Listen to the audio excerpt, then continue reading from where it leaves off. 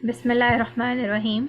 मैं आपकी मेज़बान सुंदर सबास आज की सावी बैठक में आप सभी लोगों को खुशामदीद कहते हैं, जो हमारे साथ ज़ूम के साथ लिंक्ड हैं और जो फेसबुक से हमारे साथ बराह रास्त शामिल हैं, उन सभी को खुशामदीद।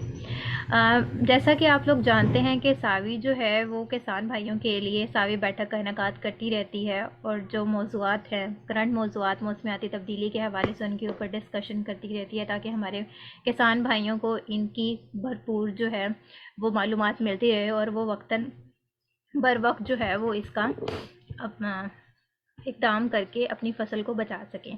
आज भी हमारी इस बैठक का इनेकाद इसी सिलसिले में है, जिसमें हम मौसमियाती हालात में जो गंदम की कटाई का सिलसिला शुरू होने वाला है और कटाई के बाद के जो इंतज़ामात हैं इसके बारे में बात करेंगे, और साथ ही साथ हम इसमें बात करेंगे कि घरेलू इक़साम के बीज की तैयारी किस तरह की जाए। इसके लिए आज हमारे साथ दो माहिरीन जो हैं वो मौजूद हैं। एक चीफ साइंटिस्ट हैं जो कि अयूब रिसर्च एग्रीकल्चर से बिलोंग करते हैं, और डॉक्टर जावेद साहब जिनका नाम है, उन्हें खुश आमदीद कहती हूँ।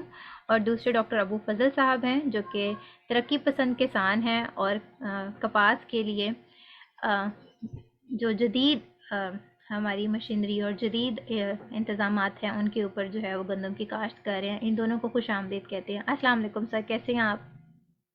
जी वालेकुम अस्सलाम, अल्लाह का शुक्र।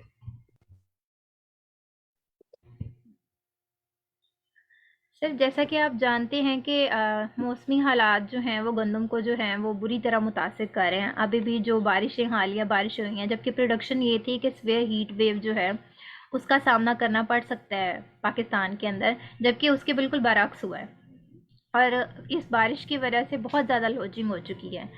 तो आप हमें बताएंगे कि इस लॉजिंग की सूरत हाल में गंदम पकी हुई है, लॉज हो चुकी है, हार्वेस्टिंग के अंदर प्रॉब्लम जो आ सकती हैं, किसान क्या इकदाम करें कि इसके अंदर जो लॉसेज हैं जो कि एक्सपेक्टेड हैं कि 10 to 20% तक हो सकते हैं, इनको किस तरह ओवरकम करें? देखें, सबसे पहली बात तो यह है कि जैसे अभी आपने बात की ना कि इस साल सीवियर हीट प्रिडिक्ट कर रहे थे, तो उस लिहाज से अगर आप थोड़ा सा पीछे जाएं, देखें फरवरी का आखिरी वीक और मार्च का पहला वीक जो था, उसमें एकदम टेम्परेचर बड़ा एब्रप्ट चेंज आई थी, उसमें बिल्कुल हाई चला गया था। तो उस वक्त यही डर था कि ना ग्रेन फिलिंग प्रॉपर नहीं हो पाएगी और हम एक बड़े लॉस की तरफ जाएंगे। तो शुरू में जो बारिशें हुई अल्हम्दुलिल्लाह, उसका तो बड़ा ही अच्छा पॉजिटिव इम्पैक्ट आया है कि वो जो ग्रेन फिलिंग है वो बहुत अच्छी हो गई है। इवन जो लेट प्लांटेड गंदम थी उसमें भी बहुत अच्छी ग्रेन फॉर्मेशन हो गई। लेकिन अब उसके बाद जो कंटिन्यूस चलती गई बारिशें और उसके साथ तेज हवा और आंधी की शक्ल और बहुत सारी जगहों पर ओले भी पड़े हैं, तो उससे ये फिर अब डैमेज की तरफ चला गया है कि सीवियर लॉजिंग जो है वो भी प्रोडक्शन को अफेक्ट करती है। प्लस खास तौर पे जहाँ पे हेल स्टॉर्म्स आए हैं, ओले पड़े हैं, वहाँ तो खासा सीवियर डैमेज हो जाता है। खास तौर पे अगर हम अपने साउथ पंजाब को देखें तो वहाँ तो गंदम बिल्कुल कटाई पे है।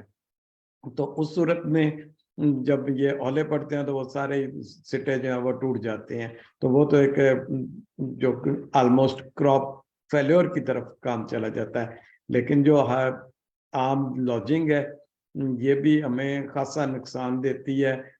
इस पे डिपेंड करता है मेन के लॉजिंग कितने परसेंट है और किस टाइप की है। अगर तो मॉडरेट लॉजिंग है तो उसमें खासी बचत हो जाती है। उसमें हम अगर केयरफुली उसकी हार्वेस्टिंग कर लें, हार्वेस्टिंग के दौरान लॉसेस से बच जाएं, तो वो जो है ना वो कंसिडरेबल लॉस नहीं जाता, ज़्यादा वो 5-6% तक होता है।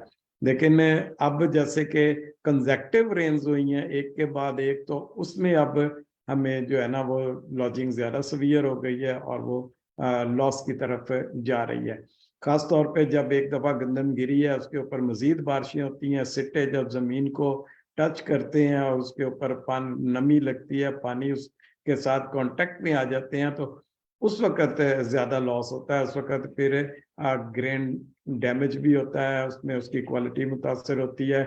और इन सीवियर केसेस अगर लगातार बारिशें जारी रहें तो बाज़ औक़ात दाने जो हैं वो सिट्टों में ही स्प्राउट करना शुरू कर देते हैं, जो कि एक बहुत बड़ा डैमेज होता है, क्वालिटी का भी और क्वांटिटी का भी।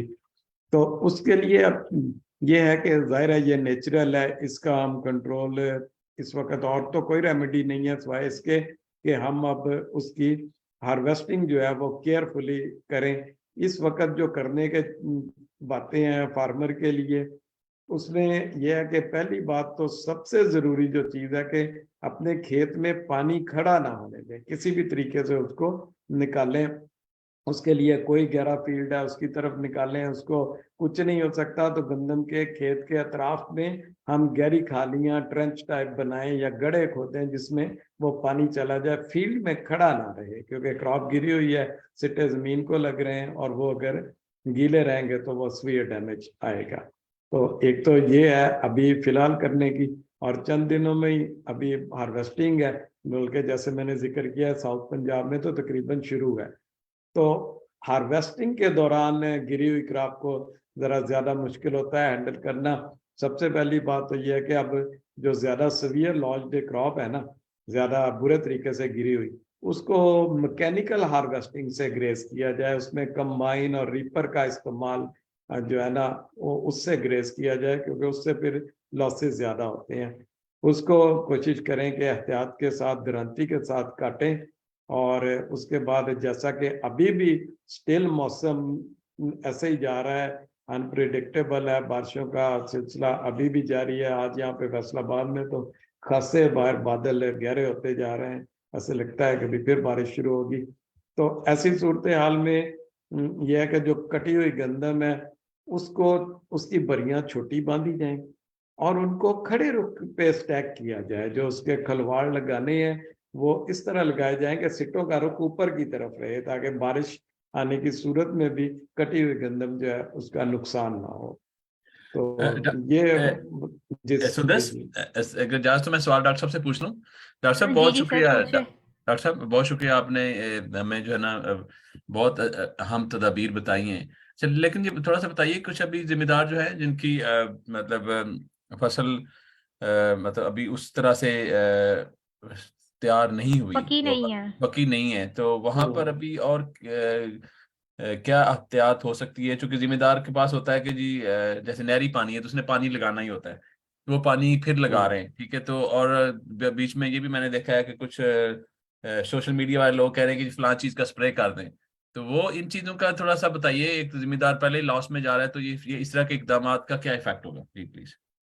नहीं देखें, जहाँ पे दूधिया हालत अभी दाने की होती है और लीव्स ग्रीन होते हैं उस वक्त पोटाश का स्प्रे किया जा सकता है, लेकिन मैं नहीं समझता कि अभी पंजाब में कोई ऐसा जगह मौजूद है जहाँ अभी दूधिया हालत हो। ऑलमोस्ट हर जगह जो है ना फसल पक रही है।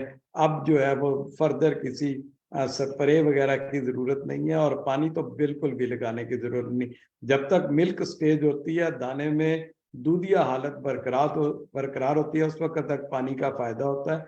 उसके बाद जब दो स्टेज में थोड़ा चली दुधिया को जाती है, एक्सप्लेन करें, दुधिया क्या होता है, जो, दाने को खोल के किस तरह देखिए। वो जब हम दाने को दबाएं तो उसमें बाकायदा वाइट मटेरियल दूध की तरह जो लिक्विड मटेरियल में बाहर निकले ना, उसको दूधिया हालत कहते हैं। उसके बाद जो, जब वो स्टिकी बन जाए, वो मतलब लिक्विड ना रहे, तो वो फिर डब स्टेज पे चला जाता है, जो उस वक्त फिर पानी की बिल्कुल जरूरत नहीं है। और अब अगर हम फैसलाबाद या इससे आगे जितना साउथ की तरफ बात करें, तो फैसलाबाद में जो हमारा एक डेट ऑफ सोइंग का ट्रायल है, जो जिसमें हम बहुत लेट तक भी फसल को काश्त करते रहते हैं, तो वहां पे जो 20 दिसंबर को भी लगी हुई है फसल, उसको भी अब पानी की कोई जरूरत नहीं है। तो मेरा नहीं ख्याल कि अभी फर्दर इस तरह की कोई और ट्रीटमेंट जो है मुख्तलिफ स्प्रेज करके हम उसके कोई फायदा उठा सकेंगे। ये सिर्फ एक फंड्स का ज़िया होगा। ठीक है डॉक्टर साहब, फिर चले आपसे बाद में आते हैं। चले आप डॉक्टर अबू फजल साहब से पूछते हैं जो कि खुद जिम्मेदार हैं। जी वो बताएं कि उनकी फसल जो है, अच्छा इसमें फिर ये भी था ना कि क्या एहतियाती तदाबीर हो सकती थी पहले, कि हर साल हमें पता है कि फसलें जो है गिरने का डर होता है, तो उसकी क्या वजूहत हैं? क्या जमीन की तैयारी में कोई ऐसा मसला मतलब कोई चीज इम्प्रूव की जा सकती है, या अपना जो बीजने का तरीका उसको बदला जा सकता है, या खादों का? तो इसके सिलसिले में डॉक्टर अबू फजल साहब से पूछते हैं, और ये कुछ हमें दिखाएंगे भी सही, क्योंकि इनके फार्म पर इस तरह की चीजें हैं। जी डॉक्टर मुफद्दल साहब, सर आपको जी मैं को होस्ट भी खालिद बना साहब, रहा हूँ, अगर आप कुछ चीज। जी जी। मैंने वीडियोस ना आपको व्हाट्सएप कर दी हैं, तो वो फिर आप दिखा दीजिएगा। ठीक है। मैं थोड़ी सी बात यह करता हूँ कि सबसे पहले हमें तैयारी पूरी करनी चाहिए। हमें ज़्यादा बारिशों की भी तैयारी करनी चाहिए, हमें कम बारिशों की भी तैयारी करनी चाहिए, क्योंकि मौसम बहुत अनप्रिडिक्टेबल है। तो मैं जो बात करूँगा वो सिर्फ राइस एरिया के रेलेवेंस से करूँगा, जहाँ पे मेरा तजर्बा है। बाकी एरियाज के बारे में मैं नहीं बता सकता, जावेद साहब बताएंगे। तो हमारे यहाँ जो मसला है वो ये है कि बाज़ दफ़ा दिसंबर में बारिशें बहुत ज़्यादा हो जाती हैं, और बाज़ दफ़ा जनवरी में पिछले साल बहुत बारिशें हुई थी। और इस दफ़ा ये दोनों पीरियड्स ड्राई रहे थे और बारिशें अब जाके मार्च में हुई हैं। तो सबसे पहले तो जो शरह बीज है वो मुनासिब होनी चाहिए। बहुत ज़्यादा में भी लॉजिंग के चांसेस हैं और बहुत कम है, यील्ड कम आएगी। दूसरी चीज़ ये है कि पोटाश का इस्तेमाल अब मेरा ख्याल हमारी ज़मीनों में, जहाँ पे हम पराली या जो वीड स्ट्रॉ है उसको रिमूव कर देते हैं, तो पोटेशियम हमें रिप्लेस करना होता है। हालांकि जो हम कराते हैं एनालिसिस राइस एरिया में, इसमें पोटैश की मिकदार रीजनेबल होती है, लेकिन वो बाउंड फॉर्म में होती है और वो इतनी अवेलेबल नहीं होती। तो हमें अवेलेबल फॉर्म पोटाश की देंगे, उससे जो स्ट्रॉ है वो स्ट्रॉन्ग हो जाता है। तीसरी चीज़ ये है कि हमारा जो तरीका है काश्त का, उसे हम अपनी ज़मीन के हिसाब से एडजस्ट करें। और उसमें जो है, अगर हम ज़ीरो टिलेज से करें तो ज़ीरो टिलेज में लॉजिंग के सबसे कम चांसेस होते हैं, क्योंकि ज़मीन बेसिकली सख्त होती है और ये बीज जो है ना, ये मुनासिब गहराई में लगता है और इसका रूट सिस्टम बहुत वेल एंकर्ड होता है। तो इस दफ़ा जो चीज़ बहुत वाज़ेह है कि जो भी फसल अब आप ये देख रहे हैं, ये इसकी लॉजिंग हुई हुई है, और ये जो फसल है ये वो है जिसमें ब्रॉडकास्ट मेथड से की गई है। और वीडियोस में दिखाऊंगा। अब ये जो है इसके बरक्स, ये ज़ीरो टिलेज से काश्त हुई हुई है और बिल्कुल साथ का ही फील्ड है, एडजॉइनिंग फील्ड है, और इसमें मेरे ख्याल 1 या 2% से ज़्यादा लॉजिंग नहीं है, जहाँ बहुत स्ट्रॉन्ग एयर का करंट आ जाता है। और तो हमारी जो ज़ीरो टिलेज से काश्तशुदा है उसमें हमारी लेस देन 5% लॉजिंग है, जबकि साथ वाले खेलों में जहाँ ब्रॉडकास्ट मेथड से हुई है वो 70 से 80% तक लॉजिंग है। अब ये देखें, पहला जो था वो ज़ीरो टिलेज था, और अब ये जो आपको नज़र आ रहा है ये सारा ब्रॉडकास्ट मेथड से। तो पहली चीज़ तो मैं कहता हूँ कि जहाँ फसल की लॉजिंग के चांसेस हैं राइस एरिया में, वहाँ ज़ीरो टिलेज से आप काश्त करें तो लॉजिंग कम होगी। दूसरा, हमने जो इसमें सर जरा एक खादों सेकंड, का इसका यहाँ पे जो ना व्यू लेते हैं डॉक्टर साहब का भी, डॉक्टर जावेद साहब का, कि उनका एक्सपीरियंस क्या कहता है। और ये डॉक्टर साहब माशाल्लाह बहुत खुशी हुई है देख के कि आपने जो सीड रेट वाली बात की ना, कि बीज कितनी मिकदार में डालना है, और क्योंकि पौधे कम है तो उनका जो है मतलब जी डॉक्टर साहब जावेद साहब आप जरा इसके ऊपर रोशनी डालें, पहले आपका ऑब्जर्वेशन लेते हैं। जी जी, शुक्रिया जी। डॉक्टर साहब, डॉक्टर जैदी साहब माशाल्लाह बहुत अच्छे प्रोग्रेसिव फार्मर हैं। आपको पता है हम इनके साथ इन टच रहते हैं, बल्कि बहुत सारे मामलात में हम आपस में एक दूसरे के साथ जो है कंसल्टेशन में रहते हैं, ताकि जो अच्छी से अच्छी रिसर्च है वो किसी तरफ से भी आ सकती है। फार्मर जो एक्सपीरियंस्ड फार्मर हैं, प्रोग्रेसिव हैं, उनकी अपनी बहुत एक्सीलेंट किस्म की ऑब्जर्वेशंस होती हैं, खासतौर पे उनके अपने एरिया में। तो ये वाकई एस्टेब्लिश्ड टेक्नोलॉजी है जीरो टिलेज, और इसके बेशुमार फायदे हैं, जिसमें से एक तो सबसे बड़ा टाइमली सोइंग हो जाती है, हमारे रिसोर्सेज बच जाते हैं। प्लस जैसे डॉक्टर साहब ने कहा है कि जमीन सख्त होती है, जब ग्रेन को हम प्रॉपर गहराई में डाल देते हैं ना, तो वो जब रूट्स जो है ना वो बनाता है ना, वो स्ट्रॉन्ग रूट्स बनती है, उनकी एंकरेज बड़ी अच्छी होती है, वो जमीन को सही ग्रिप करते हैं, उसमें लॉजिंग कम हो जाती है। इसके साथ साथ अगर ये बेड प्लांटिंग या जो रिज प्लांटिंग है, वो भी जो है ना, वो भी जो पटरियों पे काश्त या खेलियों पे काश्त है ना, वो भी प्रमोट करती है इसको रिड्यूस करने में, इसको लॉजिंग को। बहुत शुक्रिया। अच्छा आप डॉक्टर साहब पूछ रहे, साहब इसमें बीज कितने किलोग्राम आपने डाला था इस वाले खेत में? जी जी। डॉक्टर जी, फजल प्लीज। बीज के बारे में मेरी जो थोड़ा बहुत मैंने सीखा है वो ये है कि वजन के बजाय नंबर ऑफ ग्रेन्स और उसमें आपका जर्मिनेशन रेट, ये दो चीज़ें आपने देखनी है। अगर बीज आपका मोटा है तो आपको ज़्यादा बीज इस्तेमाल करना होता है, बीज बारीक है तो आपको कम। तकरीबन आपने 1 बिलियन जो बीज हैं वो आपने बोने हैं, तो आपको मुनासिब पैदावार मिल जाएगी। और इसी तरह जर्मिनेशन रेट का। और ज़ीरो टिलेज में हमें थोड़ा सा बीज ज़्यादा इस्तेमाल करना पड़ता है, छट्टे में हमें ज़्यादा बीज इस्तेमाल करना पड़ता है, जबकि ड्रिल सोइंग में और जो हम बेड सोइंग है उसमें हम कम बीज में भी उगाओ उतना अच्छा होता है। तो आम तौर पे अगर आपका जो मोटा दाना है तो 40 से 45 केजी पर एकड़ के हिसाब से, लेकिन अगर जैसे हमने अयूब रिसर्च से बीज लिया था तो वहाँ 1000 ग्रेन का जो वेट था वो 27 ग्राम या 30 ग्राम्स था। तो उसमें फिर हमने 27 केजी या 30 केजी के करीब हमने किया। तो बीज जो है वो आपने वजन के हिसाब से, उसकी जर्मिनेशन की जो रेशो है उसके हिसाब से और तरीका काश्त के हिसाब से करना है। और आप अपने तजर्बे से भी सीखें। आमतौर पे जो है 35 से लेके लोग 50 केजी तक इस्तेमाल करते हैं, और मेरा ख्याल है कि ये दुरुस्त है। जी जी। अच्छा, इसमें डॉक्टर साहब ये जो आप अभी ये चूंकि ये गंदम पहले भी गिरती है नॉर्मली, चले आप डॉक्टर वैसा से, डॉक्टर वैसा ये क्या कितने लॉसेस, कितना नुकसान हो जाता है, मतलब कितने हद तक जो है ना ये जाता है आपका?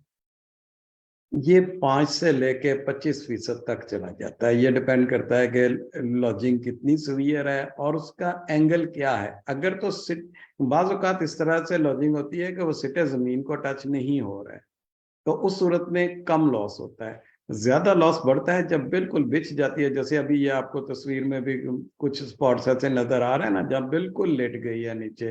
तो यहाँ पे फिर जब कंजेक्टिव बारिशें होती हैं, अगली बारिशों में फिर वो सिट्टे जो है ना उनमें प्रॉब्लम शुरू हो जाती है, ग्रेन की रोटनिंग भी शुरू हो जाती है, ग्रेन डिसकलरेशन हो जाती है, कलर खराब हो जाता है, और उसमें लॉसेस जो है हार्वेस्टिंग के दौरान भी लॉसेस बढ़ जाते हैं।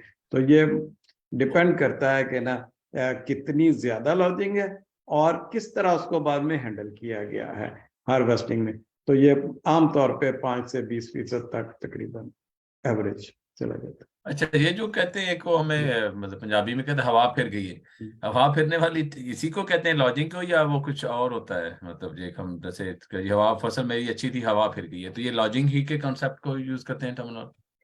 ये ज्यादा वो हीट वेव के लिए वैसे करते हैं। अच्छा, हीट के लिए, ठीक ठीक ठीक। जी, अच्छा, अब इसमें एक स्टेप फिर और साल पीछे लें कि अब एहतियाती जी, तदाबीर, चूंकि इस साल ये हुआ है, ये चीजें हर साल हो सकती हैं, तो इसलिए हमें जो है ना बहुत जी, जी, पहले से जो है ना प्रिपरेशन करनी है, एहतियात भी करनी है। तो लेकिन बिल्कुल ये कि सही। डॉक्टर साहब ने जैसे बताया, जमीन की तैयारी, फिर बीज की मिकदार, फिर जी इसका हाँ। बीज बोने का तरीका। तो आपने तो खैर ट्रायल किए होंगे मुख्तलिफ जमीनों में, क्या जो चावल वाली जमीनें हैं वहां पर आपके पट्टियों पे काश्त, या फिर जो आपकी कपास वाली जमीनें हैं वहां पे पट्टियों की काश्त, या जो रेती जमीनें हैं, तो जी इसमें कुछ डिफरेंसेस हैं, आपने कुछ नोट किए हैं? जी हाँ, देखें ये जैसे राइस वाला जोन है ना, चावल वाले, यहाँ पे तो जीरो टिलेज बेहतरीन ऑप्शन है। और इसके साथ साथ बेड प्लांटिंग भी हो सकती है अगर आपको टाइम अलाउ करता है। इसी तरह से कॉटन वाले फील्ड में बेड प्लांटिंग और ड्रिल सोइंग, ये जो छट्टे से काश्त की हुई फसल होती है, इसमें लॉजिंग ज्यादा होती है क्योंकि इस पे जो दाना है वो मुनासिब गहराई पे नहीं गया होता।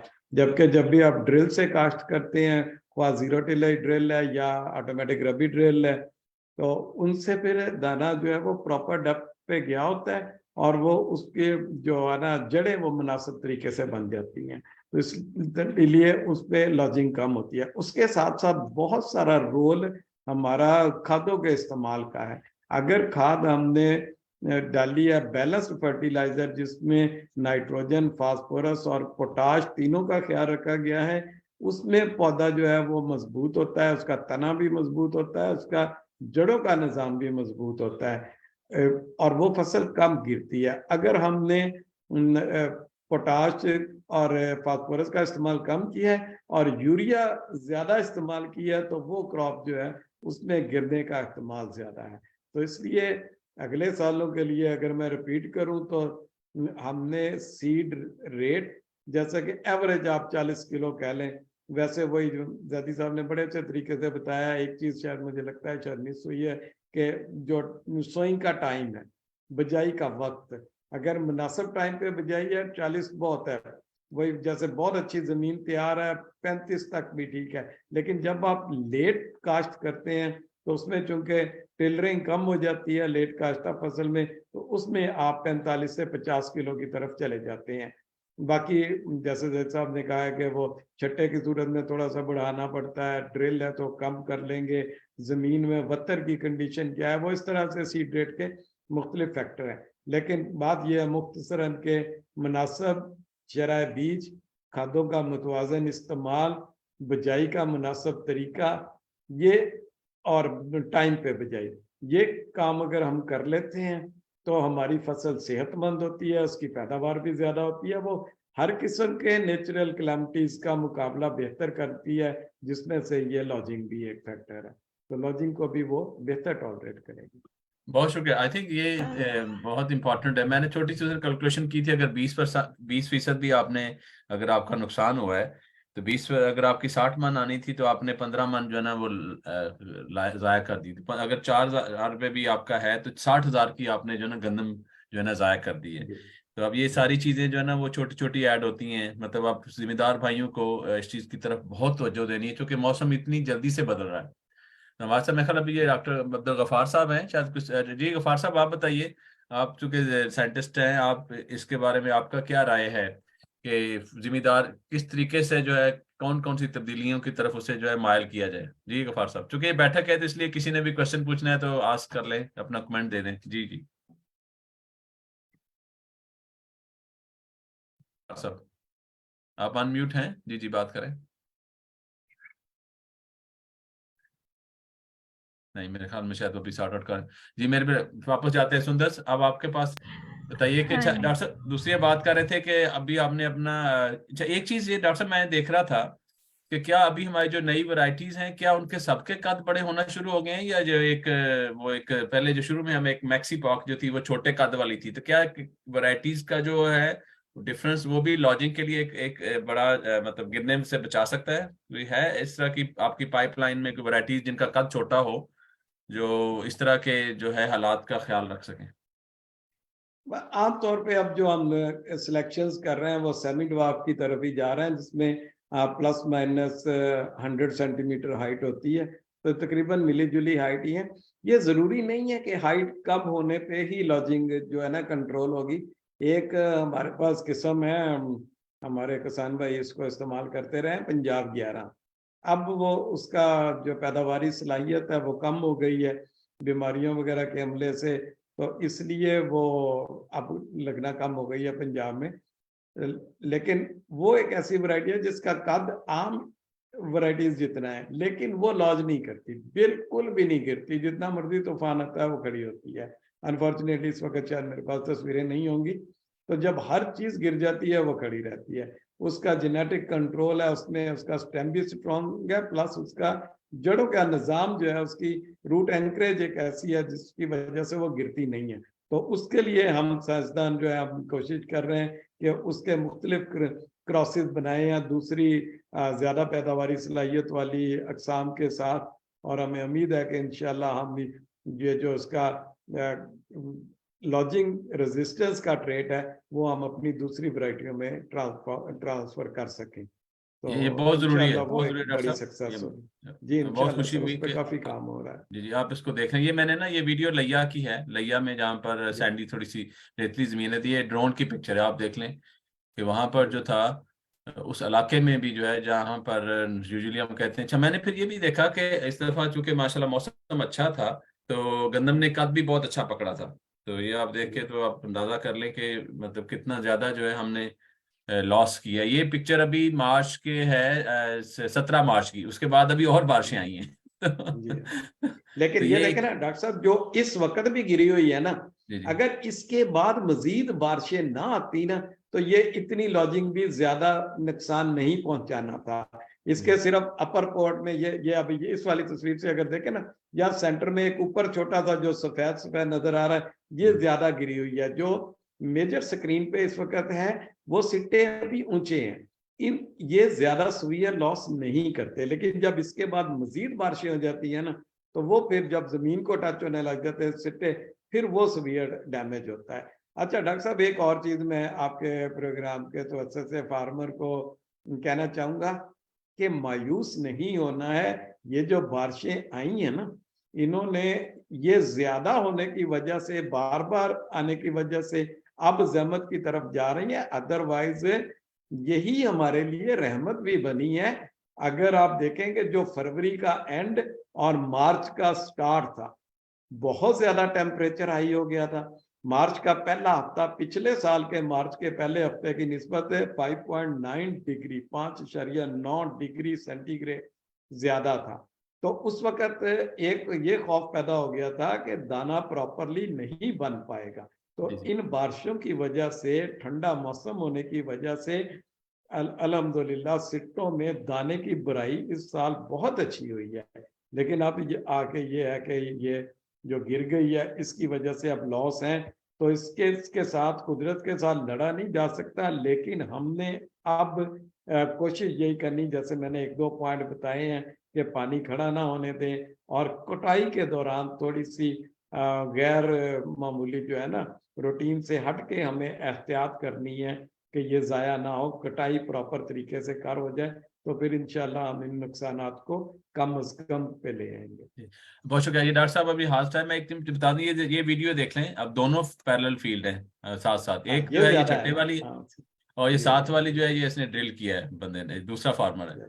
तो ये आपको जी बिल्कुल नजर आ रहा है कि देखें जी कि आपको वाज़ेह फर्क नजर आ रहा है। और दूसरा जो है ना कि ये जो यूरिया की खाद की जो है ना उसकी एप्लीकेशन भी वो बहुत क्रिटिकल है।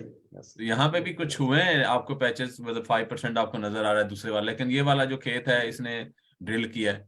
ड्रिल और आपको छठे में वाजे नजर फर्क आ रहा है। तो एक चीज, इस चीज पे हमने जिम्मेदारों को अगले साल लेके आना है जी। डॉक्टर साहब, डॉक्टर जैदी साहब, सर जी, जैदी साहब, जैदी साहब आप बोले सर, आप म्यूट हैं डॉक्टर साहब, आप म्यूट हैं। जैदी साहब का माइक म्यूट है। हाँ जी,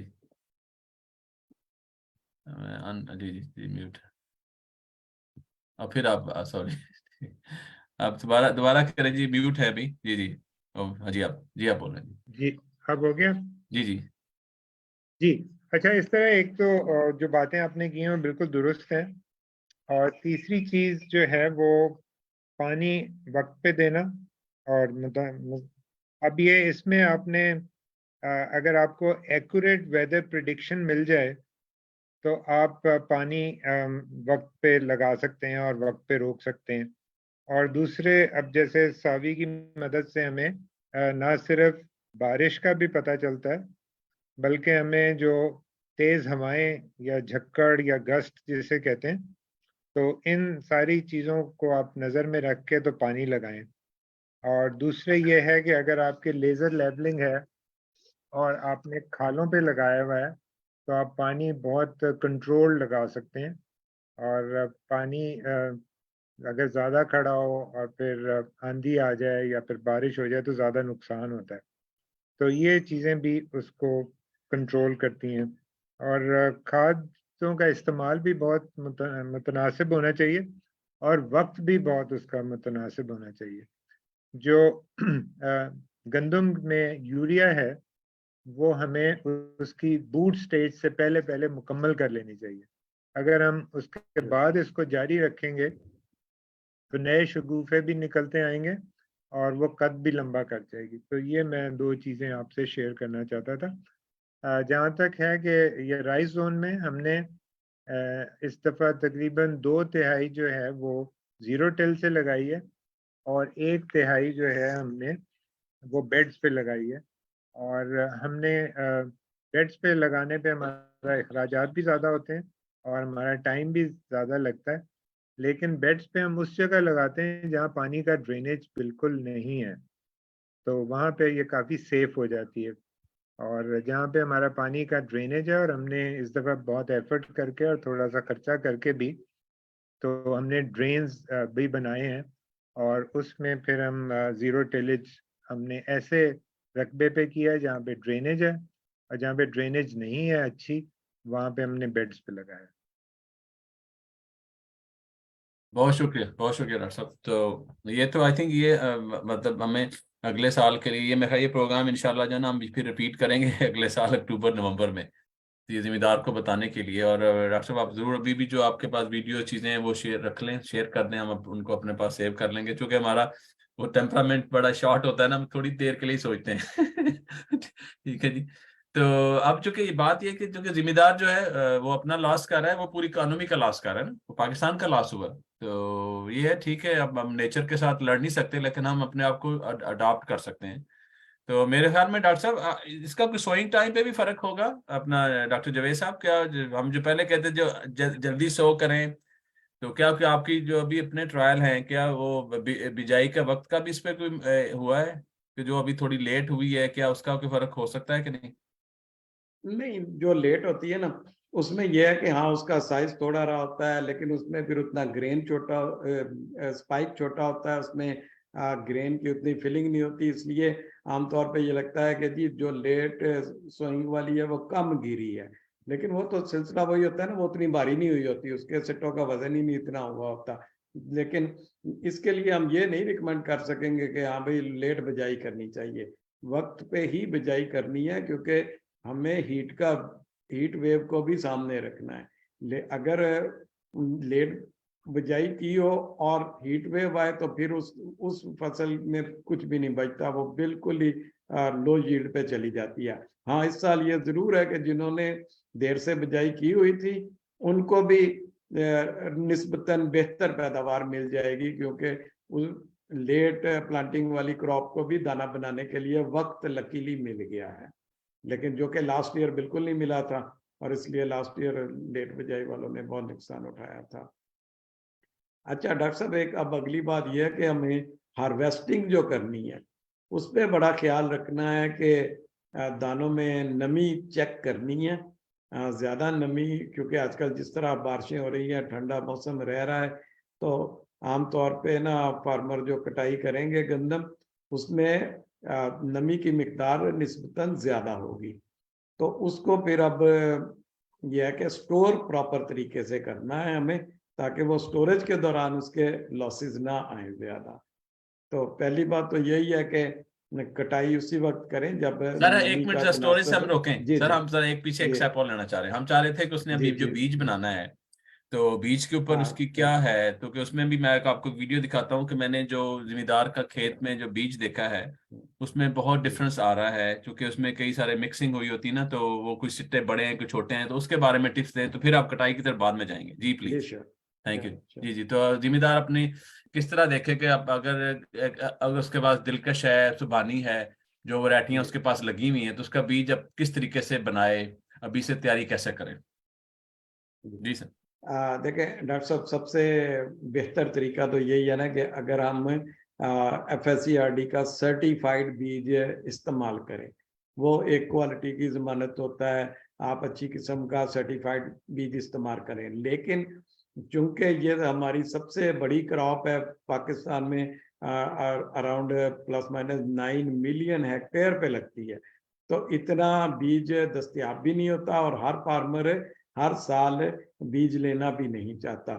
तो उसके लिए बहुत सारे दोस्त घर से बीज इस्तेमाल करते हैं, उसमें आम तौर पे ट्रेंड यही है कि बस जो आम बल्क गंदम रखी हुई है उसमें से 40 किलो 50 किलो लिया और उसको बीज के तौर पे इस्तेमाल किया कर लिया, वो तो इंतहाई बुरी प्रैक्टिस है। लेकिन अगर हमने खुद अपनी फसल से बीज रखना है, तो हमें सबसे पहले उस ये देखना है कि वो जो हमने फसल लगाई हुई है उस बीज का सोर्स क्या था। अगर वो हमने सर्टिफाइड बीज लिया था कहीं से, अच्छा है, तो सिर्फ उसमें से बीज रखा जाए, वरना कम से कम एक दफा जरूर सर्टिफाइड बीज ले लें। जिस तरह आप अभी स्क्रीन पे दिखा रहे हैं कि इसमें तो बहुत ज्यादा ऊंचे नीचे सिट्टे हैं, तो वो इस तरह के फील्ड में से आमतौर पे कोशिश करनी चाहिए कि हम ना रखें बीज। लेकिन अगर किसी भी वजह से रखना है तो फिर इसमें हमें अब बहुत ही ज्यादा रोगिंग करनी पड़ेगी। रोगिंग होती है जो अपनी मुतलका किस्म से हटके दूसरी अक़साम के पौधे हैं उनको फील्ड से निकालना।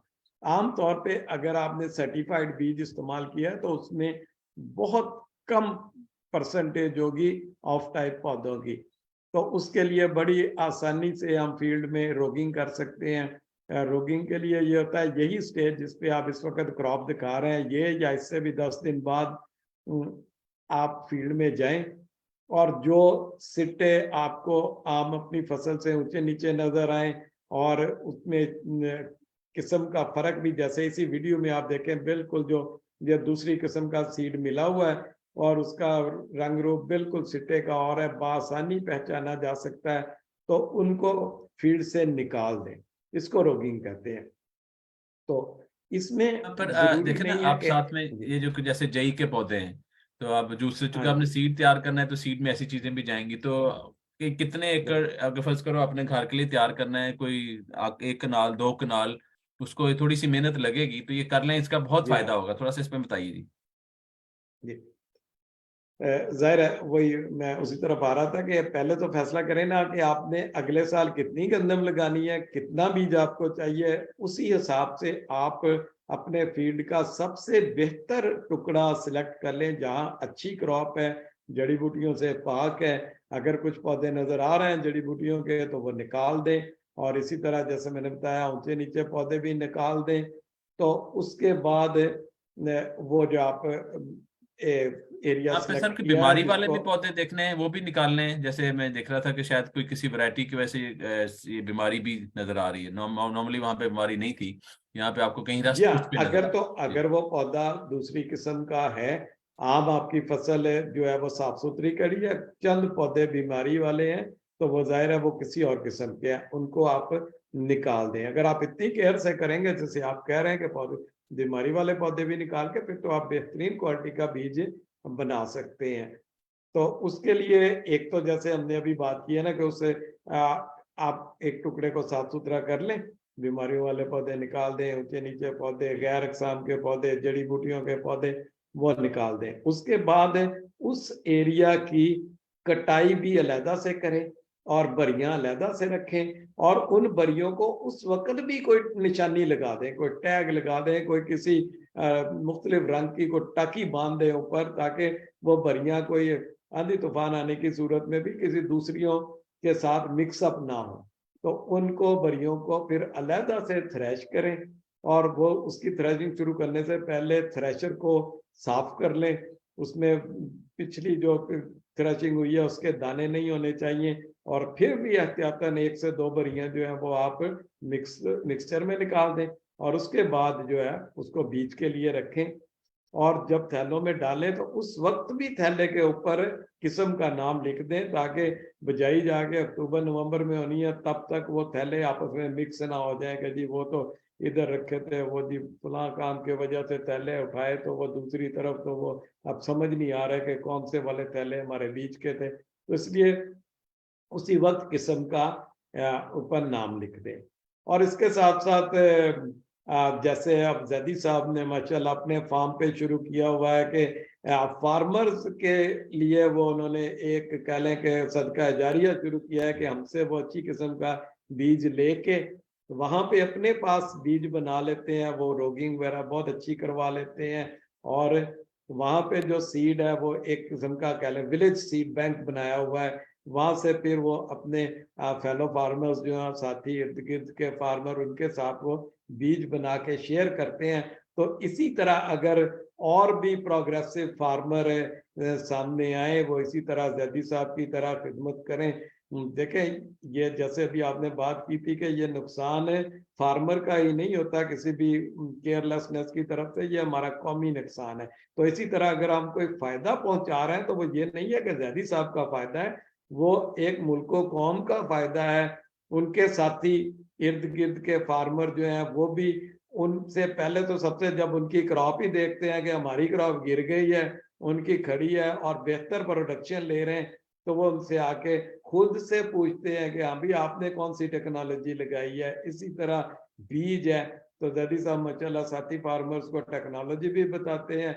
ही इज जनरस, वो कुछ चीज छुपा के नहीं रखते, बल्कि खुद से फार्मर को की गैदरिंग करके भी उनको बताते हैं कि भाई ये टेक्नोलॉजी है, ये सीड है, सीड भी उनको फराहम करते हैं। तो इसी तरह कोई मुश्किल नहीं है कि बाकी भी जो प्रोग्रेसिव फार्मर हैं, पढ़े लिखे फार्मर हैं, वो उनको फॉलो करें। इसी तरह से वो दिए से दिया जलने वाली बात है कि छोटे छोटे अगर हम इसी तरह के village farmer bank seed bank बना दें फार्मर लेवल पे, तो कोई वजह नहीं कि ये बीज वाला जो मामला है, जो हम कहते हैं कि जी 70 से 80% लग रही हैं जो अनसर्टिफाइड सीड, तो वो हम इस तरह से वो सीड वाले इशू को बहुत हद तक हल कर लेंगे।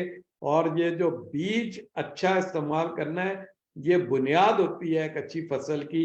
अगर हम बीज ही बुरा इस्तेमाल करेंगे, मिक्सचर होगा, फिर हम उसके ऊपर सारी इनपुट भी इस्तेमाल करेंगे, तो हम वो प्रॉपर रिटर्न नहीं ले सकेंगे। और ये जो अच्छी पैदावार है, इसके लिए सबसे पहले अच्छा बीज, फिर बाकी उसके ऊपर अच्छी इन्वेस्टमेंट। तो इस पे ज़ादी साहब से हम जरूर पूछना चाहेंगे कुछ ना कुछ कि उनके एक्सपीरियंसेस खासतौर पे ये बीज बनाने और बीज रखने के हवाले से।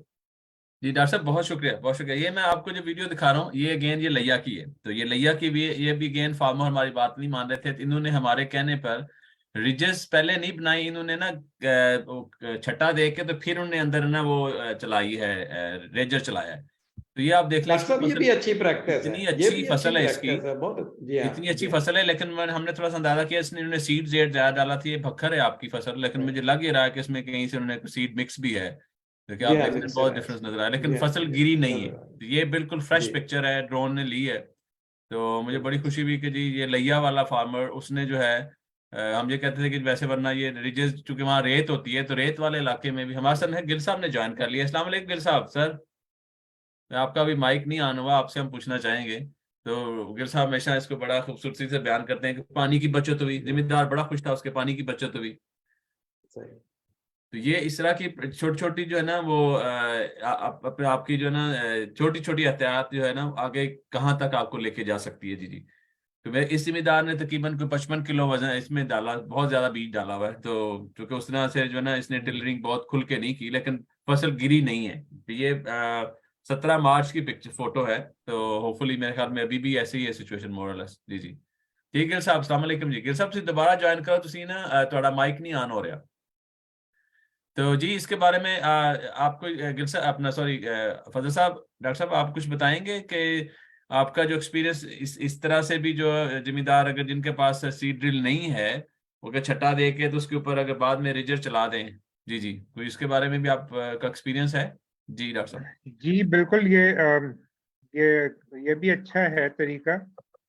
और इसमें देखें, एक तो होता है ना परफेक्ट मेथड, वो तो कोई भी नहीं होता।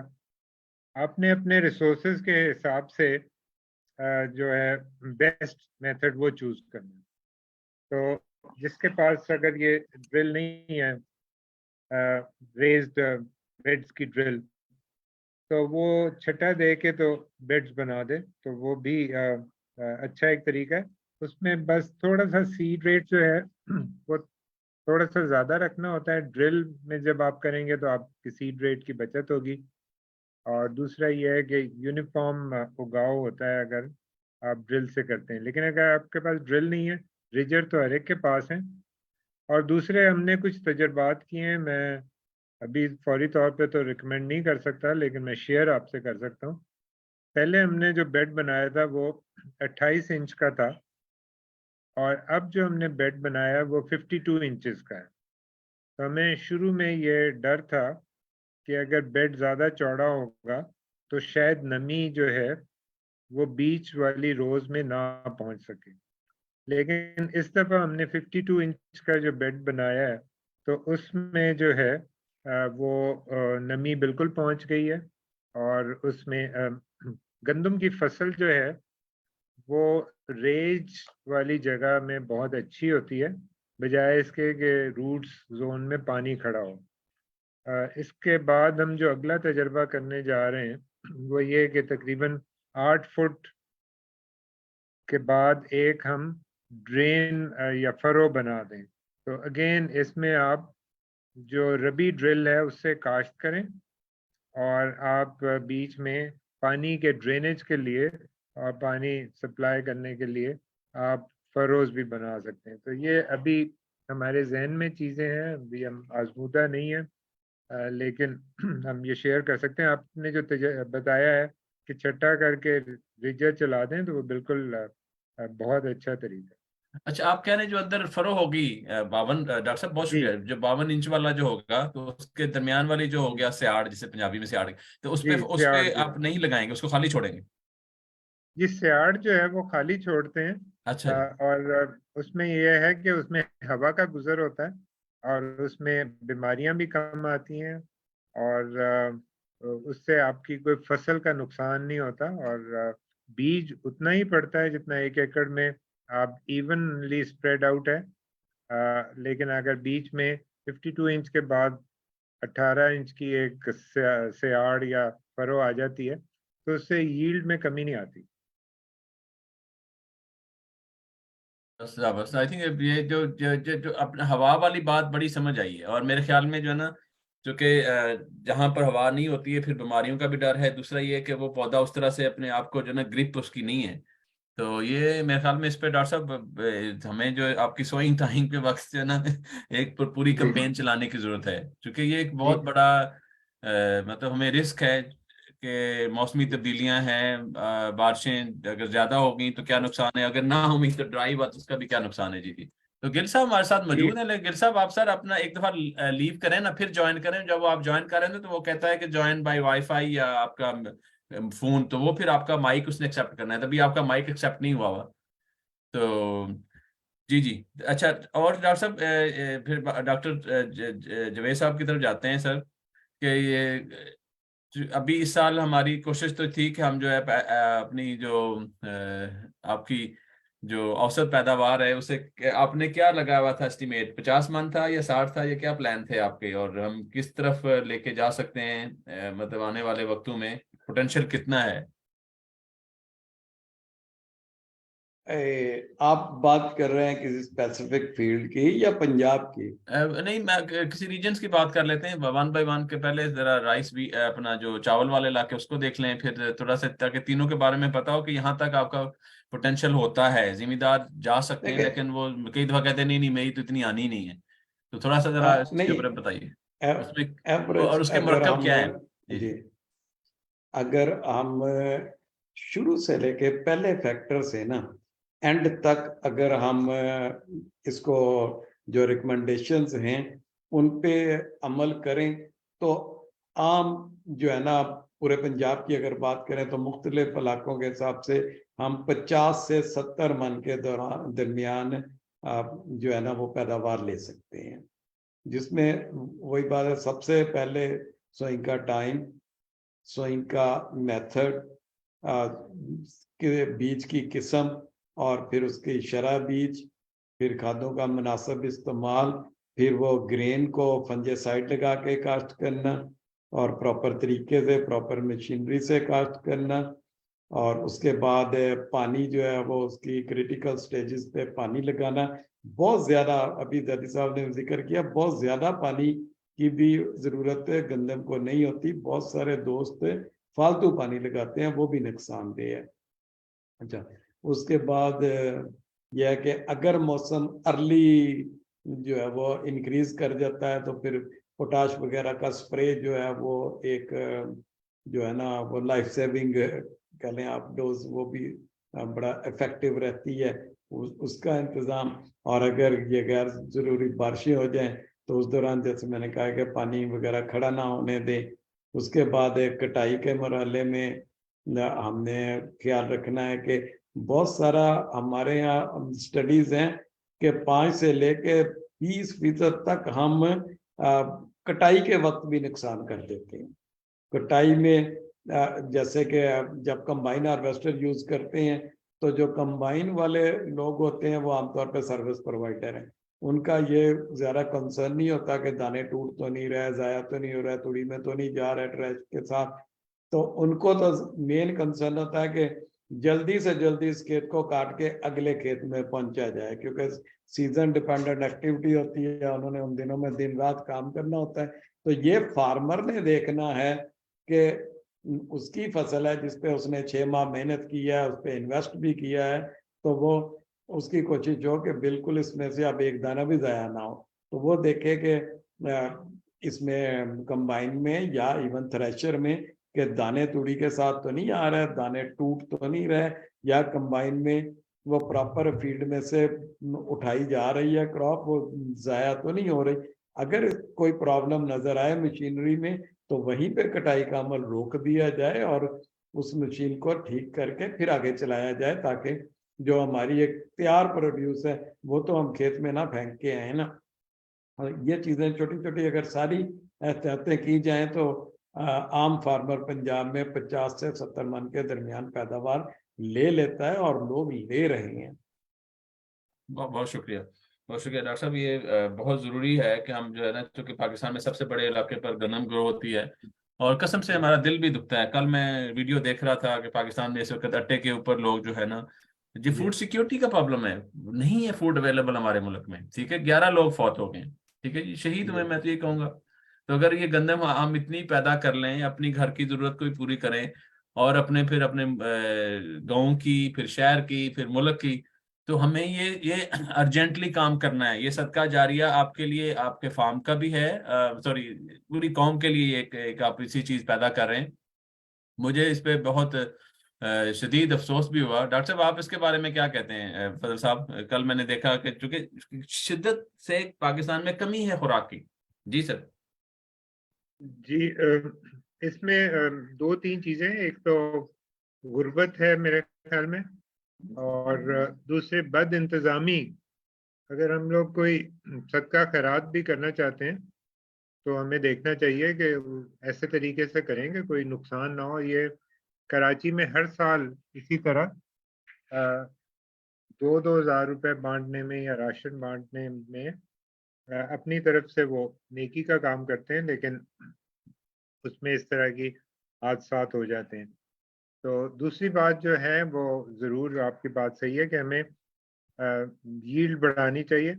और इस वक्त मेरा ख्याल बदकिस्मती से या खुशकिस्मती से ग्रेन्स की कीमत ज़्यादा है, और किसान इसमें ज़्यादा ग्रेन ग्रो करके और बेहतर यील्ड लेके ना सिर्फ वो अपना माली फ़ायदा और जो उसके पिछले नुकसानात हैं उनको रिकवर कर सकता है, बल्कि वो ज़र मुबादला भी बचा सकता है मुल्क के लिए, और हमारे जो फूड सिक्योरिटी भी कर सकता बहुत शुक्रिया।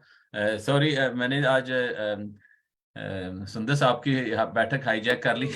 आपके क्वेश्चन है, नहीं आप नहीं सर, पूछिए। It's a totally so much informative and thought provoking session, और आप लोगों के पास इतना सारा नॉलेज था तो जारी बात है वो बाहर आना था, हमने आपको मौका दिया है। बहुत शुक्रिया आप लोगों का इतना सारा क्लियर करने के लिए।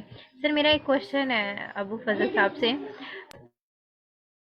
सर जी जी पूछिए। आपकी जो आपने फील्ड दिखाई, जो लॉजिंग वाली फील्ड थी और जो ठीक थी, आप जो लॉजिंग वाली फील्ड है उसमें किस तरह हार्वेस्टिंग करेंगे? क्योंकि बहुत सारे फार्मर्स हैं जो आपको फॉलो करते हैं और वो ये चीज़ जानना चाह रहे हैं। जी सुंदर, खुशकिस्मती से जो लॉजिंग वाले फील्ड्स हैं वो हमारे नहीं है, और हमारे जो तकरीबन 80-90% फसल जो है वो लॉज नहीं की। जो थोड़ी बहुत लॉज की हुई है वो हम हाथ से काट के उसी तरह कंबाइन हार्वेस्टर में डाल देंगे। जिस तरह जावेद साहब ने कहा कि अगर आपके पास 1-2 एकड़ या कम ज़मीन है और आपके अपने जानवर हैं तो बेहतरीन तरीका है कि आप खुद गंदम की कटाई हाथ से करें, और उसमें तूड़ी भी अच्छी बनती है, और अपने जानवरों के लिए तैयार करें। लेकिन अगर आपकी ज़मीन ज़्यादा है तो फिर आपके पास दो ही वायबल ऑप्शंस हैं, और एक ऑप्शन ये है कि आप रीपर से हार्वेस्ट करें और थ्रेशर से गाई करें। और लेकिन अगर आपकी ज़मीन ज़्यादा है तो फिर और मौसम अगर ठीक नहीं है और आप जल्द अज जल्द ये मुकम्मल करना चाहते हैं तो कंबाइन हार्वेस्टर ही बेहतरीन तरीका है। कंबाइन हार्वेस्टर जो है वो गिरी हुई फसल को भी उठा लेता है। तो ये चीज़ें तीन ऑप्शंस है हमारे पास: हाथ से कटाई, और रीपर से, और रीपर तीसरा और जो है कंबाइन कंबाइन हार्वेस्टर। हार्वेस्टर। बहुत शुक्रिया सर आपका। मेरा सवाल ना डॉक्टर जावेद साहब से है। सर एफपी पे एक क्वेश्चन आया है। उनका पूछना ये है कि गिरी हुई फसल पर सल्फर और अमाइनो एसिड के स्प्रे का जो है ना वो कहा जा रहा है, जिससे जो है वो सीड का वजन जो है ना वो ज़्यादा हो सकता है। लाइक ये सजेशन उन्हें दी जा रही है। तो इस पे आपका क्या कमेंट है? क्या उनको ये चीज़ फॉलो करनी चाहिए या इन सब चीज़ों से रिलेटेड है? आप ये पहले भी बात बता चुके हैं, लेकिन आप एक दफ़ा और इन्हें बताया था कि उन्हें क्लियर हो जाए कि ये चीज़ जी क्या। आज से 15 दिन पहले करने की चीजें तो जरूर थी, लेकिन इस वक्त जरूरत नहीं है। दाना मोटा करने के लिए ये इस वक्त का टेम्परेचर ही काफी है, और दाना ऑलमोस्ट हो चुका है तैयार। अब फर्दर जो है ना, इसके बाद की ये जो अमाइनो एसिड्स वगैरह का स्प्रे है ना, ये सिर्फ पैसों का ज़ाया है, ये अब नहीं करना चाहिए। ठीक हो गया, बहुत शुक्रिया सर। सर एक और क्वेश्चन है कि एक साहब पूछ रहे हैं, मोहम्मद इमरान साहब, कि वो कह रहे हैं कि सिलाइन सॉइल के अंदर ब्रॉडकास्ट का मेथड जो है वो मतलब अच्छा रहता है, लेकिन अब आप क्या जो है वो सजेशन देंगे, क्योंकि इस मेथड से लॉजिंग जो है वो उन्हें चांसेस इस बार जो है वो बढ़ गए हैं। तो अब आप सिलाइन सॉइल के ऊपर कौन सी जो है वो प्रैक्टिस जो है वो रेकमेंड करेंगे? नहीं देखिए, वो तो है ना प्रॉब्लमेटिक साइल्स। उनमें जो है ना, सेलाइन साइल में ज्यादा फायदा आपका होता है अगर आप पानी लगा के ना और खड़े पानी में छटा करते हैं। उस सूरत में जो है ना वो जर्मिनेशन बेहतर हो जाती है। वो तो ऐसी जमीन है ना जहाँ पर दूसरी सूरतों में आपकी जर्मिनेशन की ही बहुत सारी प्रॉब्लम आ जाती है, तो उसमें तो आप जी वो तरीका आजमाया जा सकता है। ठीक हो गया, बहुत शुक्रिया सर आप लोगों का इतना फ्रूटफुल ये सेशन बनाने के लिए। मैं लास्ट पे आप लोगों का जो है वो एक ही होम मैसेज जो है वो लेना चाहूँगी आप दोनों से। बारी बारी आप लोग प्लीज़। Thank you sir. जी जाती साहब प्लीज। जी, मैं शुक्रिया करना चाहता हूँ खालिद साहब का और जावेद साहब का। खालिद साहब ने सारी जो बैठक है इसका बंदोबस्त किया, और जावेद साहब हमेशा की तरह बहुत ही बैलेंस्ड और बहुत ही एकेडमिक और बहुत अच्छे जो हैं हमें मालूमात देते हैं, और हम उन्हीं की मालूमात पे अमल करते हैं। इसके अलावा जावेद साहब हमें रिसर्च इंस्टीट्यूट से जो है बेसिक और प्री बेसिक बीज भी देते हैं, और जो हम फिर हमारी कोशिश होती है कि हम विलेज सीड बैंक के तौर पे खुद ग्रो करके अपने साथियों को भी दे दें। और तीसरी बात मैं ये कहना चाहता हूँ कि if you fail to plan you plan to fail. और हमारी कौम की बदकिस्मती ये है कि हम हर बुरे एक्सपीरियंस को भी जल्दी भूल जाते हैं। तो हम सबको चाहिए कि अपनी एक डायरी बनाएं और उस पे लिखें कि कौन सी चीज़ हमने इस साल की थी, उससे क्या फ़ायदा हुआ, क्या नुकसान हुआ। तो ये जो है ये फार्मर्स का एक रिसर्च होगी, और जो हम एकेडमिक लोगों से शेयर करेंगे और उनसे रहनुमाई भी हासिल करेंगे। लेकिन पानी के निकास का बंदोबस्त, ड्रिल से काश्त, और मुतनासिब जो है खादें, और अच्छा बीज, और सही मकदार में बीज, और सही वक्त पे काश्त, और मौसम की पेशन गोई के मुताबिक आपने पानी लगाना है। तो मेरे ख्याल में ये मोटी मोटी बात है। Thank you sir. Sir Javed अब आपकी। जी सबसे पहले तो शुक्रिया अदा करूंगा सावी का कि वो बड़ी रहनुमाई फराहम कर रहे हैं फार्मर को। और देखें ना, ये अभी इस वक्त भी बहुत सारे लोग इसको फेसबुक पे ज़्यादा लोग देखते हैं, और उसके साथ अच्छी चीज़ ये है कि इसकी रिकॉर्डिंग हर वक्त अवेलेबल होती है। तो आज जो बातें हुई हैं, अब उनमें से बहुत सारी ऐसी थी जो इस वक्त नहीं की जा सकती, जो सोइंग का मेथड है, बैलेंस्ड एप्लीकेशन ऑफ फर्टिलाइजर है, लेकिन ये मैं उम्मीद करूंगा कि जो हमारे फार्मर दोस्त देख रहे हैं वो इन बातों को याद रखें। और साथ खालिद साहब से, सावी से रिक्वेस्ट करूंगा कि जरूर हम अगली दफा गंदम की सोइंग से पहले जरूर ये प्रोग्राम करें, ताकि वो जैसे खालिद साहब ने कहा कि हम भूल भी जल्दी जाते हैं, तो अगर जो दोस्त भूले हुए भी हों या हमें नए ज्वाइन करें तो उन सबको हम शुरू में ही प्रॉपर टेक्नोलॉजी, इन सारे फैक्टर्स को सामने रखते हुए जो है वो फार्मर को बताएं, ताकि कम से कम अगले साल के लिए जो है वो हम शुरू से तैयार हों। और जैसे अभी जबी साहब ने दोबारा से सारे समराइज कर दिए हैं फैक्टर, तो उनको जहन में रखते हुए गंदम काश्त करें। क्योंकि देखें अब इनपुट बहुत महंगे हो गए, ये इजीली अफोर्डेबल नहीं है फार्मर के लिए। हमारे मोस्टली रिसोर्स पुअर फार्मर है, तो इसके लिए दोस्तों को चाहिए कि ये जो बातें होती हैं इनको तवज्जो से सुने और इस पे अमल करें, ताकि जो उन्होंने पैसा खर्च किया है उसका बेहतरीन रिटर्न उनको मिल सके। यहाँ पे थोड़ी सी हमारे पॉलिसी की भी प्रॉब्लम्स हैं कि आप देखें ना, जब हमने गवर्नमेंट को बड़ा कहा कि इसको ना प्राइस से 3,000 कम है, उस वक्त नहीं सुनी गई, लेकिन अब हार्वेस्टिंग के करीब आके अब 3900 हो गई है, 3900। तो अगर यही 3900 रुपया सपोर्ट प्राइस सोइंग से पहले दे दी जाती तो फार्मर जो है ना वो विलिंगली सर्टिफाइड सीड भी ले लेता और जो फर्टिलाइजर है उस पर भी प्रॉपर इन्वेस्ट कर लेता। क्योंकि उस वक्त जब सोइंग हो रही थी उस वक्त फार्मर को रिटर्न 3,000 रुपये फी मन नजर आ रहा था। अगर उसी वक्त उसको बताया जाता कि नहीं, 39 मिनिमम सपोर्ट प्राइस 3900 रुपया है, तो ज्यादा मैनेजमेंट हो जानी थी। एनी और ये तो चले पॉलिसी की बातें हैं। तो आई होप कि आज के सेशन में लोगों ने फायदा उठाया होगा, और इंशाल्लाह ये जो एक दो एहतियातें हैं कि पानी खड़ा नहीं होने देना और एहतियात से कटाई करना है, इस पे अमल करके नुकसान को कम से कम बनाएंगे। और इंशाल्लाह अगले साल की प्लानिंग के लिए हम सोइंग से पहले एक दफ़ा ज़रूर खालिद साहब को रिक्वेस्ट करेंगे और सादी को के दोबारा से ये प्रोग्राम किया जाए। बहुत शुक्रिया। Thank you sir. Sir Khalid, अब मैं आपको बुलाना चाहूँगी जी, आप अपने व्यूज़ शेयर करें कि अब आप।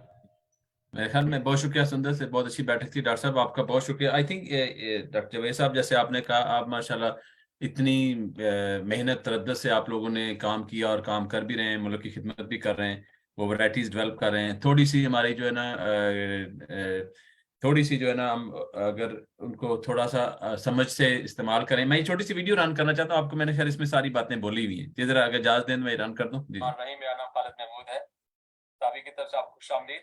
आपको आज जो हमारी पाकिस्तान की जो बहुत अहम गजाई फसल है गंदम, उसके बारे में बताएंगे। तो गंदम मुल्क में तकरीबन 28 से 29 लाख टन पैदा होती है पाकिस्तान में। तो इस हमारी जो तकरीबन जो औसत पैदावार है वो 40 मन से नीचे है। 40 मन आई थी, 38 मन आई थी। लेकिन जबकि दुनिया में जो है, इस मुल्क में मैं रहता हूँ इंग्लैंड में, वहाँ पर तकरीबन 160 मन जो है गंदम दी जाती है बीए का। तो आप देख लें कि कितना हमारा जो है फसल में जो की पैदावार में वाज़ेह फर्क नजर आ रहा है। इसकी बहुत सारी वजूहत हैं। उसकी सबसे बड़ी वजह जो है कि हम जब गंदम लगाते हैं हम अपनी ज़मीन की तैयारी और ज़मीन की जो उसके जो अंदर उसके अंदर मादनियात हैं, जो इसके जो न्यूट्रिएंट्स हैं कहते हैं ना, नाइट्रोजन, फास्फोरस, तो हम एनालिसिस नहीं करते। तो मुल्क में हमारे पाकिस्तान में 99%, ठीक है जी, जो हमारे जिम्मेदार हैं अपनी ज़मीन का तजिया नहीं करते। सिर्फ 1% हैं वो हमारी जो खाद की कंपनियां वो कोशिश करती हैं, गवर्नमेंट करती है, तो जिम्मेदार इसको वैल्यू नहीं देता। तो ये बहुत बहुत जरूरी है। फिर दूसरे नंबर पे है आपका जो है कौन सी आपने वैरायटी लगानी है, ठीक है जी, उसके ऊपर हम एक बकायदा प्रोग्राम करेंगे, पहले भी किए हैं सावी ने, आज फिर बताएंगे कि वैरायटी की जो सिलेक्शन है वो क्यों जरूरी है। क्योंकि मौसमी तब्दीलियां आ रही हैं, तो उसकी वजह से हमारे जो बीज हैं उनके अंदर वो मुदाफत खत्म होती जाती है। और ये वैसे भी एक प्रिंसिपल है कि एक बीज जो है वो 4 से 5 ज्यादा 6 साल से ज्यादा चलता नहीं है, तो आपको वैरायटी को बदलना होता है या उसका सीड की प्योरिटी को दोबारा लेके आना होता है। तो अच्छा, फिर उसके बाद है कि आपने उसकी एग्रोनॉमी कैसे करनी है, आपने लगाना कैसे है। तो हम ज्यादातर हमारे जिम्मेदार जो है वो छट्टे से लगाते हैं, ठीक है जी। तो छट्टे से हमारी जो है वो पौधों की तादाद पूरी नहीं होती है, या कहीं पे घने हो गए हैं, कहीं पे कम हो गए। और उसके साथ साथ जो सबसे बड़ा मसला आता है वो आता है कि पौधों को खुराक की जो है वो मुयस्सर नहीं होती, हवा सही नहीं लगती है, तो उनकी वो जो टिलरिंग है वो सही नहीं होती है। अच्छा, जब वो फसल पकने के करीब आती है, बीमारियां तो बहुत शुक्र है हमारे पाकिस्तान में हम वो उन ममालिक शामिल हैं जहाँ पर अभी भी गंदम जो है बहुत कई सारी बीमारियों से बची हुई है। एक तो मसला आता है जिसे हम वो अंग्रेजी में तो कहते हैं क्या से कहते हैं, 2-3 हमारी बीमारियां हैं जो एक लीफ पे आपका आता है और आपका रस्ट और आपका स्टेम पे रस्ट आता है और एक उसके सिट्टे के ऊपर आता है। तो वो मैंने कुछ यहाँ पे देखे हैं। तो अब लेकिन जो सबसे बड़ा जो एक अहम मरहला है वो खादों के इस्तेमाल का है।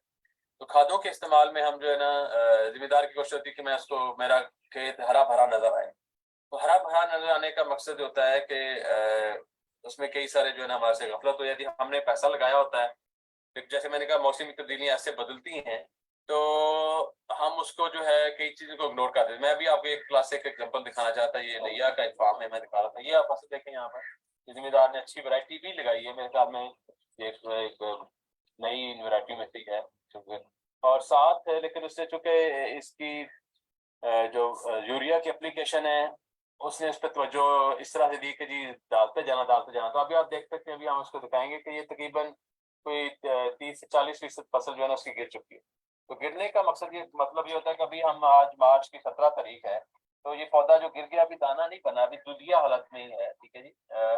और उसमें अभी जब ये गिरा है तो उसके नीचे जो है वो जड़ जो है वो उखड़ गई, पौधा गिर गया, अब उसको हवा नहीं लगेगी, और जब हवा नहीं लगेगी तो जो नीचे वाला सीड है वो जो है वो इफेक्ट हो गया, ठीक है, तो उसकी ग्रोथ खराब हो गई है। तो ये एक हकीकत है कि तकरीबन जिम्मेदार अपना तकरीबन 30 से 40% जो है अपनी फसल का नुकसान कर देते हैं। लेकिन यहाँ पे आप देख रहे हैं सारा जो है ना नीचे फसल जो है ना सूख चुकी है। तो अब इसमें जो दाना जो है वो भी सूख जाएगा और उसकी जो है पैदावार भी कम होगी। तो अगर आप 30% अगर कहते हैं कि 30% कम होगी और अगर उसके 50 मन आने थे, इसने 15 मन जो है ना अपने जाया कर दिए। अब 15 मन अगर आप, मुझे नहीं पता इस गवर्नमेंट की इस वक्त सपोर्ट प्राइस क्या है, लेकिन अगर आप अगर मौजूदा हालात के साथ चलें, आप 3,500 रुपये भी लगाएं तो तकरीबन 50,000 रुपया जो है इस जिम्मेदार ने लूज कर दिया। जिम्मेदार ने लूज किया, मुल्क ने लूज किया, कंट्री ने लूज किया। जैसे कि हम 50 मन लेते हैं, अब हम 35 मन लेंगे इस केस में, ठीक है जी। तो ये हम कह रहे थे कि इस सिलसिले में आप सावी से रब्ता करें। सावी आपके जमीन की स्कैनिंग करती है, आपको बताती है कि यहाँ पर आपको यूरिया अप्लाई करना है कि नहीं करना। यूरिया वो एक फसल के लिए बहुत इंपॉर्टेंट है, लेकिन उसकी ज्यादती जो है वो ये जो है, और इसके पीछे और 2-3 तरीके हैं जिनको हम बचा सकते हैं। आज एक वीडियो आपको दिखाएंगे कि आप सोइंग कैसे करें। ये फ्लैट बेड पे सोई हुई थी, छठे से सोई हुई थी। एक चीज हम जो इसको प्रमोट करते हैं कि आप जो है उसे बेड्स पर प्लांटिंग उसी करें। बेड्स पे प्लांट करेंगे तो पौधे की जो रूट सिस्टम है, जो उसकी जड़ें हैं, वो नीचे तक जाती हैं, जिससे उसकी जो इस तरह का जब भी, क्योंकि सिट्टा भी हैवी हुआ, थोड़ी सी बारिश आई, हवा चली तो ये गिर गया। तो ये मौसम में ऐसी तब्दीलियां होती रहेंगी। हमारी आपको ये गुजारिश होगी कि आप जब भी अपनी फसल, ये आपको एग्जांपल हमने अभी गन्नम की दी है, इसी तरह भी आप कपास लगा रहे होंगे, दूसरी फसल लगा रहे हैं, तो आप सावी से रब्ता करें। सावी के एक्सपर्ट आपको गाइड करेंगे, आप उनके प्रोग्राम से रजिस्टर्ड हो जाएं और अपनी फसल की पैदावार बढ़ाएं और अपने मुल्क को खुशहाल करें। शुक्रिया बहुत ज़्यादा। लो जी, बहुत शुक्रिया सर, सारी मार्केटिंग हो गई है। तो होल आइडिया ये था कि हम बात करना चाह रहे हैं कि अभी जो है ना हमने इरिगेशन स्केजुलिंग भी शुरू की है कि अभी ये पानी कितना लगाना है। तो PCRWR के साथ मिलके आज ही मुझे भी मैसेज मेरी टीम का आया है कि 4 जिलों के लिए, 6 जिलों के लिए अभी हमारी जो है वो पानी कितना लगाना है, कब लगाना होता है। तो वो PCRWR पिछले जो है तकरीबन 15 साल से इस चीज़ को उन्होंने डेवलप किया है।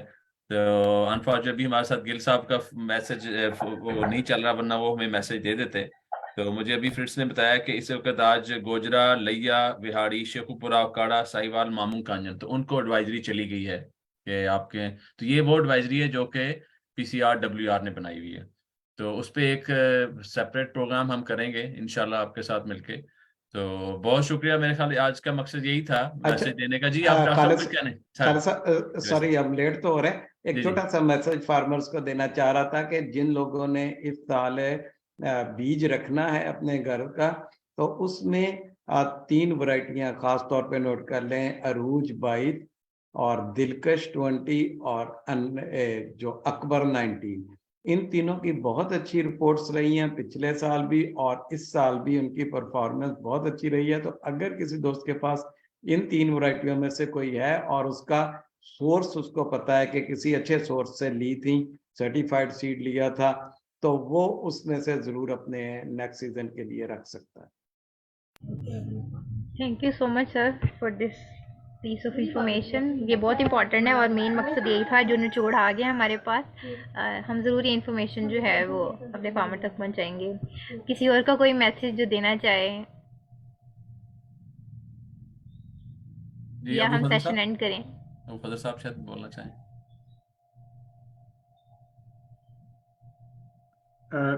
जी बस मैं शुक्रिया सबका अदा करना चाहता हूँ और बहुत अच्छी बातें हुई हैं और इंशाल्लाह फिर कटाई के बारे में और भी हम कर सकते हैं प्रोग्राम, या बीज को कैसे संभालना है उसके बारे में कर सकते हैं।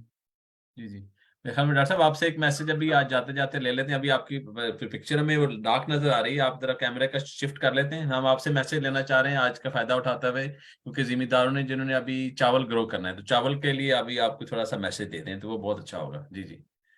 जी तो अब देखें, चावल के लिए जो है जिस तरह मैंने पहले भी कहा था कि इस दफा ग्रेन्स की कीमत अच्छी रही है और मूंजी की बहुत अच्छी कीमत रही है। तो इसमें अच्छे बीज में इन्वेस्ट करें और प्लांट पॉपुलेशन पूरी करें और अच्छी जो खादें इस्तेमाल करें। तो अब जैसे आ रहा है तो हम हाइब्रिड जो राइस है वो लगा रहे हैं, क्योंकि पिछली दफा यील्ड उसकी बड़ी अच्छी रही थी। दूसरे हम ज़्यादातर मैकेनिकल ट्रांसप्लांटेशन करेंगे और तीसरे ये है कि जो हार्वेस्टिंग है वो हम जो मूंजी के लिए स्पेसिफिक हार्वेस्टर है कबूटा का, हम उससे करेंगे। तो ये तीन चीज़ें अगर हम करें और स्टैंडर्ड प्रैक्टिसेस के अलावा, तो हम अच्छी यील्ड ले सकते हैं। क्योंकि डॉक्टर साहब ये इंशाल्लाह मेरे ख्याल में उसके ऊपर ना मैं एक तो चावल पे ऊपर प्रॉपर जो है ना बैठक हम करेंगे नेक्स्ट आने वाले वक्तों में। तो ये एक मैसेज चला जाना चाहिए कि अभी से ही प्लान करना शुरू करते हैं कि चावल के बीज कौन से हैं, वो भी सर्टिफाइड बीज लें। और उनकी फिर आगे जो है अपनी जब भी गंदम की कटाई होगी फिर जमीन को कैसे तैयार करना है तो उसके ऊपर भी करेंगे सेशन। अच्छा, मुझे अभी रिक्वेस्ट आई थी मुश्ताक गिल साहब की तरफ से कि ना आपके फार्म पर कोई एक फील्ड डे अरेंज करें।